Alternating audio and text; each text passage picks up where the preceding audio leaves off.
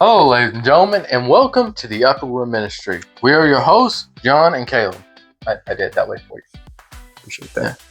Yeah. Okay, today, what we'll be talking about is, what we're going to talk about? Salvation. Salvation. In what? Jesus Christ or what? And Jesus Christ. Yeah, we'll just start right there. I was like, in what? What do you mean? You're like, what else is there? So, why don't we talk a little bit about... Oh, my microphone's starting off. Sorry about this, folks. I'm just going to fix my microphone a little bit. Okay.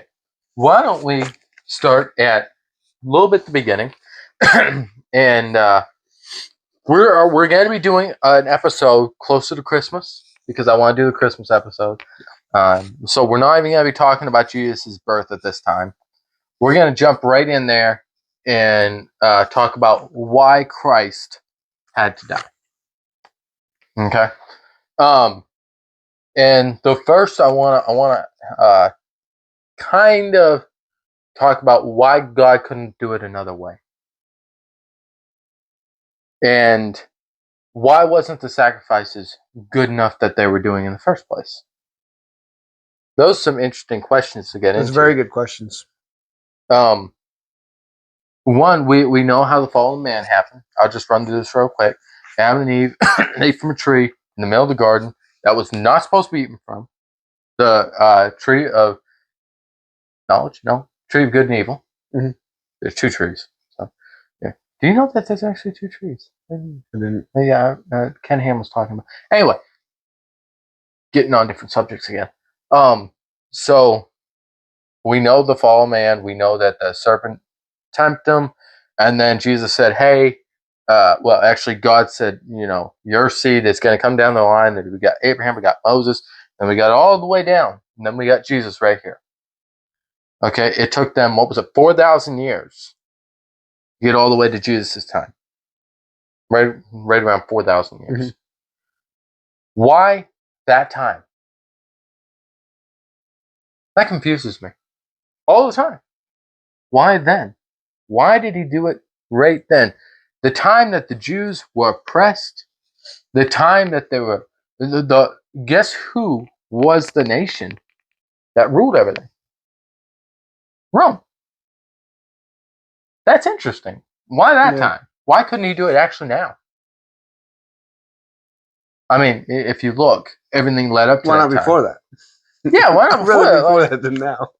But you know the interesting things? This is interesting. I'm not going to talk too much on this because we got to really get into salvation. But in the psalmist, he talks about crucifixion. In Isaiah, it talks about crucifixion. Guess who invented crucifixion? The Romans. That's interesting. Yeah. Because we're all talking about crucifixion. Crucifixion, after Rome fell, has not really been used after that. People still use it, but they go off of the Bible and stuff. No, Rome invented crucifixion. So it's interesting because I think that's one reason why that time had to be done. And if you look, we got all the apostles, we got Peter. I got Paul. We got all them right then. And Christ knew they were going to be the people that were going to be the what do you call them? The messengers of Christ, running throughout all the nations. Mm-hmm. Paul was going to be the most zealous person in Christianity that ever lived. I mean, dude, he wrote to half of the other churches telling them everything they were doing wrong. Yeah. And they listened. Right. So that's just some of the reasons why I think it had to be at that time. But, I mean, it didn't have to be. God could have made it at any time. But I think that's the reason why he kind of did that. And I think it is because he knew that his people, which were the Jews at that time, would allow them to follow Christ because of that. Because they were oppressed. They needed help. And there's a verse in there. I don't know if you know it. It says he came for the people that were, like, low. And can't think of the verse. But anyway. Lowly or something? Yeah, something like that. Like not the rich, not the wealthy, not the smart, all the people that were down low. Right. So that, I think that has a lot to do with it, and we could dig deeper into that. I want to do some more studying on it before we go into that. But anyway, so why did Christ have to die? That's a question. That's a question I can't answer, I guess. Well, let me ask you, why couldn't it have been you? Because I would have failed. That was what? Wait, why it couldn't have been me for what? Die. Because I'm Like not God. says.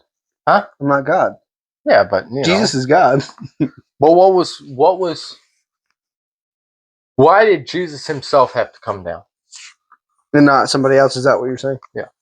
No. Why couldn't it have been why couldn't it have been Elijah that got taken on the fire chariot? He could have came down. Because I guess it wasn't God's only begotten son. I don't know. I guess God could have used somebody else maybe, but it wouldn't have satisfied him, I guess. Well, do you know this is something that you can look it up, Ken Ham. Jesus was the second Adam. Okay. Do you know why? Adam, he was formed by God, right? And he was not made like he wasn't. He was made perfect. Right. Okay. There was no blemish on Adam until he sinned. Right. That was his blemish. Christ was formed. Well, I say formed by God. He was God. Right. But the Holy Spirit conceived him. That means zero blemish. The first Adam fell. The second Adam will not fail. Right. Right. And that shows you right there why it had to be Christ, because it's funny because there's a reel that goes around and I love it. You know, it has Adam falling, and then the guy turns around and goes, well, and it has God under it. Mm-hmm. I guess I'll just have to do this myself. And like it fits perfectly, you know, because God, you know, he needs payment. Right. And people don't understand it. They're like, well, why can't God? Because he's a just God, because he cannot, under any circumstances, be unjust, even for us. So he was up there in heaven. He said, these are doomed people. I'm sending them all to hell. They're all going to go to hell. And Jesus said, but we love them. And God said, I know, but I can't do it. Mm-hmm. I can't. And Christ said, well, what do you want? And he said, I want one of them to be perfect. And Christ was like, well, what if I do it? And God was like, what? He said, what if I go down there, live a perfect life? What if I do that? And die on a cross, shed my blood? Will you accept it? And God said, yes, I will accept that payment. And that is just that's the most gorgeous love story that you'd ever read. I got hundreds of books on different love stories and different stuff, but this Bible is the greatest love story in time itself. Right. It just is. Sure. I know I'm doing most of the talking, so yeah. No, you're I'll good. let you do I'll keep listening, promise. You know, I didn't mean to take it up all. Everyone's sitting there online going, why did you let the other guy talk? No, I don't mind sitting here having my face on the screen and listening. It's fine. And the biggest thing that I see is when Christ came down, everyone was calling him, you know, they were all trying to raise him up. Have you noticed that? They were all trying to what happened? He came into the city. And they were all throwing stuff at his feet. The conqueror, the conqueror, you know, they were all excited. Hosanna to the king. I think that's the exact words they said. And they were all saying that. And what Jesus keeps saying to his disciples? What was that? The words he kept telling them over and over and over. And I don't know why they didn't get it. They didn't understand it. He said, my Father, which art in heaven. Mm-hmm. And we could actually read that if we wanted. You know, he constantly tells them, look to my Father. And people always like, well, so you can't look to Jesus? No, you can. Okay, but that's how you get to God. You go through him. I'm going to be totally honest with you. He is the only way to God. So the thing is, if we look at it, okay, I was kind of confused what I was saying. Oh yeah, so Christ kept telling them to look to God, look to God, look to God, look to God, all the time. Mm-hmm. Even on when he was dying from the cross, what did he yell? Did he say, "Have faith in me"? You didn't hear that. Do what now? You're staring at me. When Christ, when Christ was up on the cross, did he say, "Have faith in me"? Oh, he said, "Why'd you forsake me?" But he yelled for God. Yeah. All through Christ's ministry, he said, "Look to God." And then he turned around, and in the middle of his ministry, he said something very interesting. He said, "You can't come to me unless God draws you." Yeah. So right there, you see something that is a perfect, I would say machine, but it's not a machine. They both worked together. Mm-hmm. Perfect harmony. It was so perfect because he was like, "You see me, but you would never come unless God draws you." And then he said, "The only way to get to God is go through me." Right. So you're looking and you go, "Wait a minute, that's a circle," you know.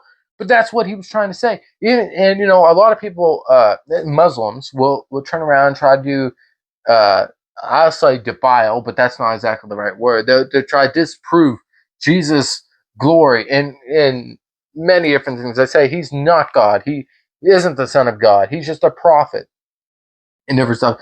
We can turn around and disprove that with many verses. One of the verses that Christ does it, all the apostles are there and they look up and they see Moses, Elijah, and Jesus, and they're like, "Let's build 3 altars, one for Moses, one for Elijah, one for Jesus." And God's like, "What the world are you doing?" So he grabs Moses, he grabs Elijah, and brings him back up to heaven and goes, "You guys sit here for a while. I'm not sure what them crazy guys are doing." And then he says, "This is my beloved son who am I well pleased." And so that put Peter right down. Peter was like, "Oh, okay. No, so no other altars." So I guess that's what we're going for. And many times God said that. Do you know they estimate in 2,000 years between Jesus' time and in the Old Testament, through that time, God did not speak for over 2,000 years. He broke the silence when Jesus came. You know what his first thing was? It was a confirmation of Christ's deity. That's when he broke the silence. And he didn't just break the silence for one person. There was crowds there, and he broke it for the multitude and said, "This is my beloved son who I'm well pleased." So any way you look at that, Christ is the Son of God. And that just goes into salvation and just, I know we were supposed to talk about salvation. It almost like I sat here the whole entire time proving God, proving Jesus' deity. But, well, if we have to, we'll just do another podcast about salvation. But what was I going to say? Oh, yeah. And it just shows you the perfect lamb that God sent down. And it shows you that God and Jesus are one, that they had a plan, that he was sent down for this one specific reason, is to die on the cross. And he did a lot of things through the way. He performed miracles. He rose the dead, and that's a wonderful story. We can get into that. Right. I love talking about Jesus rising people from the dead. I mean, I was rose from the dead. Were you? Mm-hmm. Yeah. So sure. You're wondering about that, aren't you? You'll find that out later. But it's just an amazing thing to know about why Christ came down, why he was the perfect lamb, why he had to die on the cross, and that he did it because he loved us so much. If there was only one person on this earth, Christ would do it 1,000 times if necessary. Right. And to think that all it took was one drop of Jesus' blood. One drop could have saved all humanity. And I like what one preacher said. He said, one drop could have saved all humanity, but Christ wanted to make sure. That's why he shed all of his blood. Now, I got to admit, if it was one drop for me, I would say, okay, poke that one a bit right there. Don't do any more than that. I mean, the cat of nine tails, we can get into that. I actually want to get in that around Easter. We can talk about that. I'm seeing about buying replicas of the things that the cat of nine tails, the spikes, the hammers they would use. I actually been looking at that lately. Maybe buy some replicas so we can bring it on the podcast and show people actually what it's like. Anyway, so we're sorry I didn't have you talk at all. I am sorry for that. It's just like I guess it's more me. But the next podcast we will definitely have. I don't know that I'll say much. Not that it's going to be about salvation. Yeah, but what I'm trying to say, I rather listen than I don't like to talk too much. Oh, well. Is what I'm trying to say. But I'll talk a little bit. I do want to hear your input. I'll talk a little bit. But thank you for joining us. Joining me. That just sounds really bad. That's fine. But thank you for joining us, and please, comment, tell us your thoughts and feelings. If I said anything that was wrong according to the Bible, not according to you, I just want to make that very clear. It doesn't. If you can't back up what you believe with the Bible, gonna be totally honest with you, I'm not too thrilled to hear it. But he likes hearing.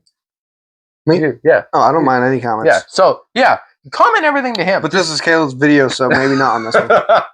It's both of our videos. You're still. Well, what I'm saying, you mean I did not start? Okay. So we love you guys. You guys have a great afternoon, morning, night, whenever you listen to this. And please comment and subscribe. Hit that like button. We like to see those like buttons. I like to see the thumbs up. Looks pretty cool when you get about 40 of those. Yeah. And then when you have a couple down ones, you're like, get rid of those. You can't even see that, though. I love how YouTube did that. What, took it off? To where you can't see if it's a dislike or not. Well, it'll just take some of your counts down. So. Oh, is that what that does? I was wondering why I was losing thumbs up sometimes. Because people didn't like it. Or they unliked it. It's his family. I've done that several times, Sam. No. Yeah, I know. You do it when I hear right from you. You're like, yeah, okay. But you guys have a great night, and we'll see you next week at the same time. No, I'm actually sure when we'll see you again.